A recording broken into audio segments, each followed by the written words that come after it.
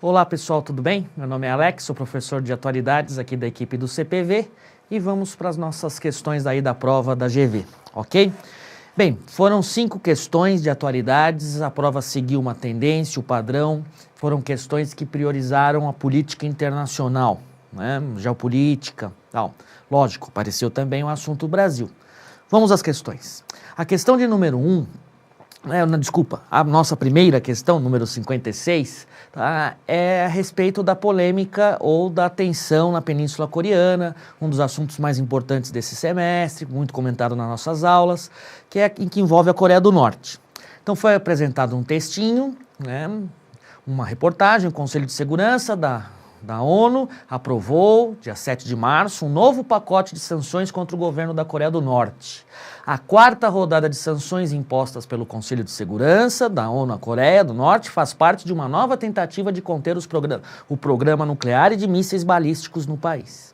Sobre a tensão na Península Coreana e suas repercussões, é correto afirmar que, bem, é importante lembrar todo o histórico, o contexto da Guerra Fria, a divisão da Coreia, da Península Coreana, depois a Guerra da Coreia entre 50 e 53. Lembrar que em 53 houve um armistício, nunca foi assinado um tratado de paz, realmente entre os dois países. E nos últimos anos, ou principalmente após os atentados do 11 de setembro, a tensão toma maiores proporções porque a Coreia do Norte, devido ao seu programa nuclear, foi incluído no que nós chamamos de eixo do mal. De 2006 para cá foram realizados 3 testes nucleares, certo? Então, o primeiro em 2006, o segundo em 2009 e o terceiro justamente nesse semestre. E não podemos esquecer também que em 2003 a Coreia do Norte rompe com o Tratado de Não Proliferação de Armas Nucleares. Então, era necessário lembrar todas essas informações para chegarmos na alternativa correta. Na alternativa A, em resposta às sanções, a Coreia do Norte ameaçou realizar ataques nucleares contra alvos situados nos Estados Unidos, no Japão e na Coreia do Sul. Lembrando, a tensão ela toma maiores proporções no final do ano passado, quando o governo norte-coreano anuncia o lançamento de um satélite. A comunidade internacional, principalmente Estados Unidos, Japão e Coreia do Sul, não concordavam com esse lançamento, porque, na opinião desses governos, era, na verdade, um teste de um míssil de longo alcance.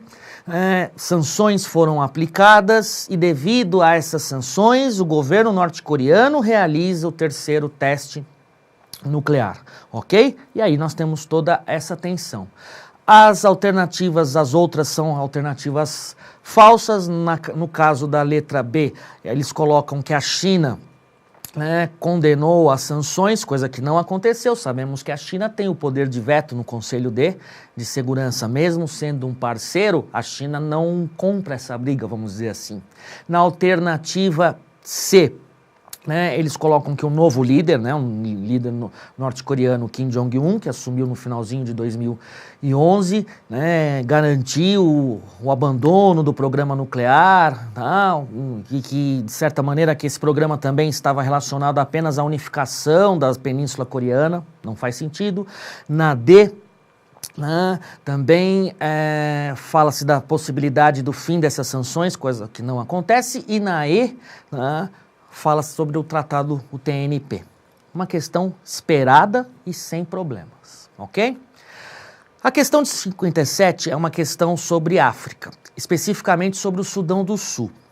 O assunto é atual, mas poderíamos colocar aqui até como uma crítica que existem outros temas ou outros assuntos que seriam esperados para a África, principalmente a crise do Mali. Mesmo assim, acho que não foi uma questão problemática, uma questão mais abordada até no conteúdo nas aulas de geografia, nesse semestre nem tanto em atualidades. Existe um acordo entre os dois governos, o Sudão e o Sudão do Sul, que alcançou a sua independência em 2011, graças a um plebiscito, que foi reconhecido, não houve suspeita de fraude, e graças a esse plebiscito, o Sudão do Sul se torna independente. Mesmo assim, a relação entre os dois países, ela torna-se delicada. Por quê? Porque nós estamos falando de um país que exporta petróleo. E se você der uma olhadinha comigo nesse mapa, que eu coloco aí para vocês, você tem a divisão e na linha que você pode ver aí em verde, nós temos lá, né, os oleodutos. Então você vai perceber que o Sudão do Sul, para conseguir exportar o seu petróleo, né, ele na verdade precisa da aprovação do governo do Sudão. Então esse era o acordo. Inclusive, por curiosidade, o acordo é rompido nessa semana. Estamos aqui no dia 9 de junho, mas tudo bem, isso não faria diferença para a prova. Então, lembrando desse mapa, lembrando da relação entre entre os dois países, aí nós podemos voltar nas três afirmações. Então, vamos lá. Na primeira, após a independência, o governo do Sudão do Sul optou por utilizar exclusivamente portos marítimos situados em seu próprio território.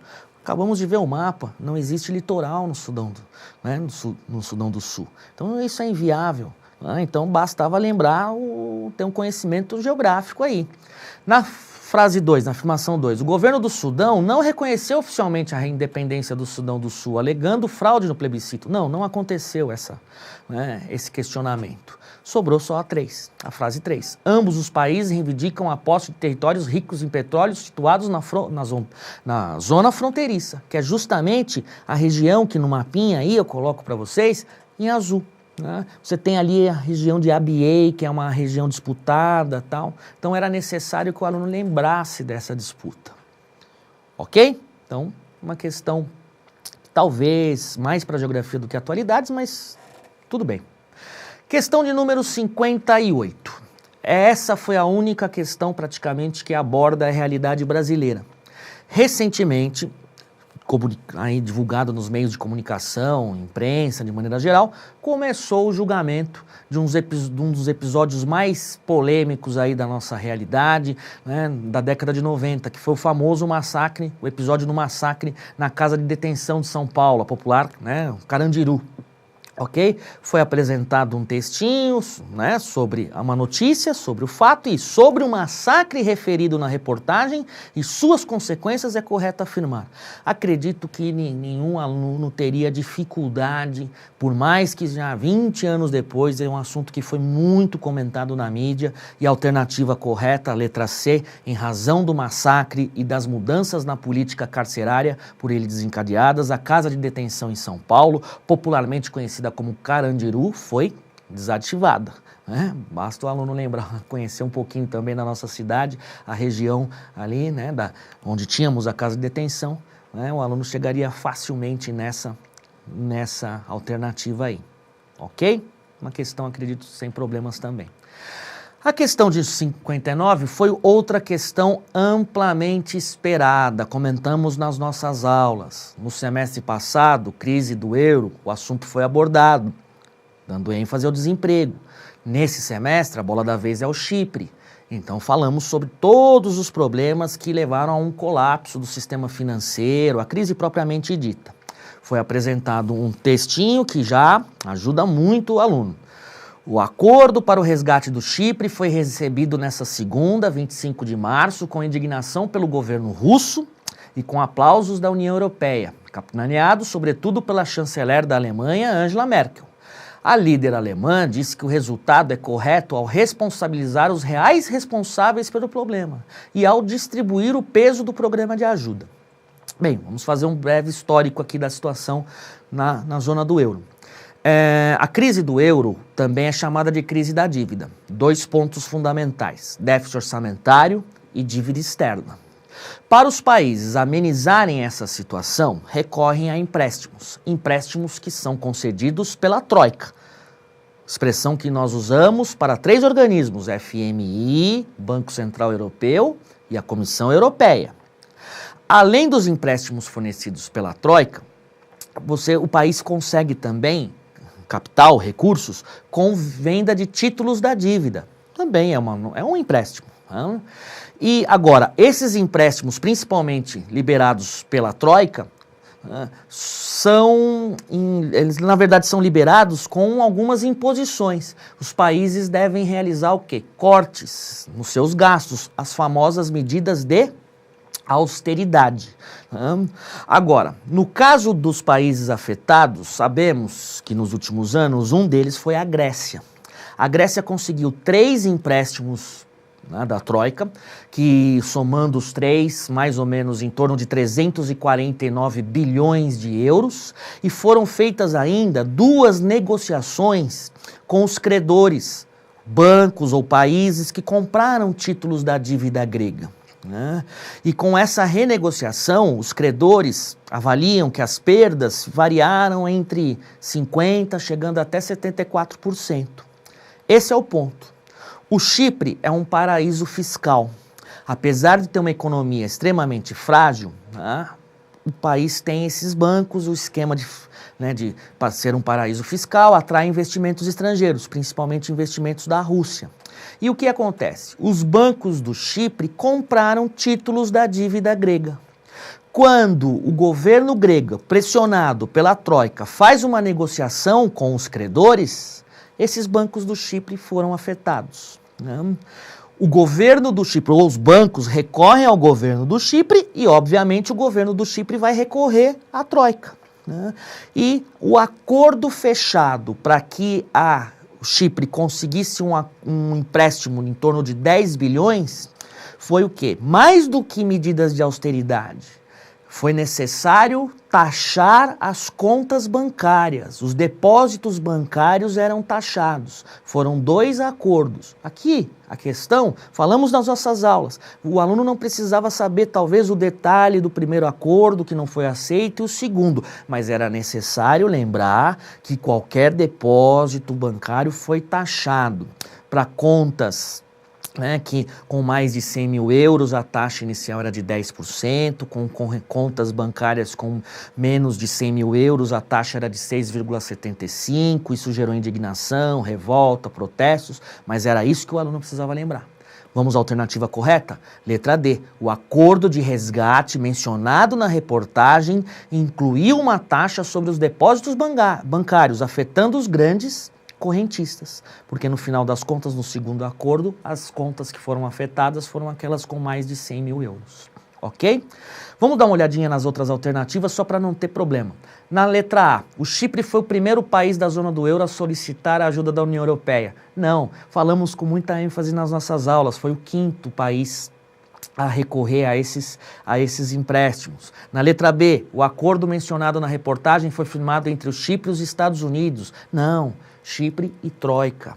C. Nos termos do acordo firmado com seus financiadores, o Chipre se comprometeu a ampliar o sistema bancário nacional, tornando-o compatível com as necessidades financeiras do país. Não, a segunda instituição bancária do país foi fechada. Né? E na letra E, devido ao acordo de resgate mencionado na reportagem, o Chipre se tornou um dos principais paraísos fiscais da Europa. Não, não é por causa desse acordo que se torna um paraíso fiscal, já era antes. Então, detalhe, uma belíssima questão. Acho que os alunos bem preparados não tiveram nenhum tipo de problema. Questão de número 60, a nossa última questão.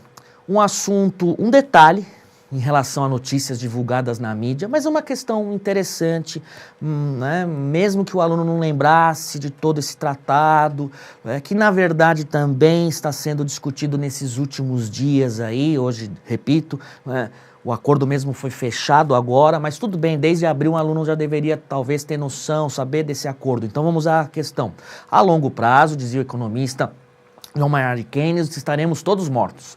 A longo prazo, talvez seja o caso de parafrasear, estaremos todos menos sujeitos a morrer atingidos por armas de fogo, hoje livremente negociadas nos mercados internacionais. Essa é a expectativa, entre otimista e realista, que se pode cultivar agora que a Assembleia Geral das Nações Unidas, depois de 2 décadas de pressões e 7 anos de negociações, acaba de aprovar por esmagadora maioria o primeiro tratado sobre o comércio internacional de armamentos convencionais, que movimenta cerca de 70 bilhões de dólares por ano. A reportagem acima refere-se ao recém-aprovado Tratado sobre Comércio de Armas, o TCA. Sobre esse tema é correto. Bem, a questão é o seguinte, diretamente o que o tratado diz? Vamos à alternativa E. O TCA veta a venda de armamento a governos que possam utilizá-los em genocídios, que tenham praticado crimes de guerra ou respaldem o terrorismo. Para lembrar desse assunto, estamos vivendo a crise na Síria, já há mais de 2 anos. E a Rússia é um dos países que fornece armamentos para a Síria. Então, de certa maneira, toda a repercussão do que acontece, o conflito interno na Síria, a guerra civil, faz com que um acordo desse tipo seja necessário. Agora, temos alguns detalhes. É um acordo ainda discutido na Assembleia Geral das Nações Unidas e não no Conselho de Segurança. E aí era importante lembrar que alguns dos países não concordaram com o tratado. O Irã, a Coreia do Norte e a Síria. Agora, temos outros 3 países que são grandes vendedores, produtores e exportadores de armas, que se colocaram numa posição de abstenção na votação. Rússia, China e Índia. E isso foi cobrado nas alternativas. Então a correta é a E, mas no caso da A, os Estados Unidos votaram contra o TCA alegando que ele viola o direito de autodefesa. Não, os Estados Unidos não votaram, mas os Estados Unidos ainda esperam alguns detalhes a mais.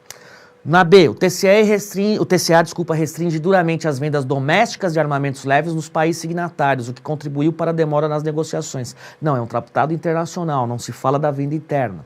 No caso da letra C, Rússia, China e Índia, maiores exportadores mundiais de armamento, estão entre os grandes, né? Votaram favoravelmente ao TCA. Não, acabei de dizer, a posição foi a abstenção. Visando conter o avanço do terrorismo, o TCA proíbe a venda de armas para grupos não estatais, mesmo no caso de rebeldes que lutem contra um Estado opressor. O tratado não toca nessa questão. Não é? Mesmo porque essas armas que chegam a esses grupos não estatais, muitas vezes chegam através do tráfico ilegal, né? Do comércio ilegal de armas, o tráfico. Ok? Então, uma questão com um pouco mais de detalhes, mas acredito que o aluno não teria problema. Beleza? Foram, então, 5 questões, como vimos, prioridade total para a política internacional, né? Dentro do padrão já das outras provas da GV, e espero que todos vocês tenham alcançado aí um grande êxito. Grande abraço, tchau.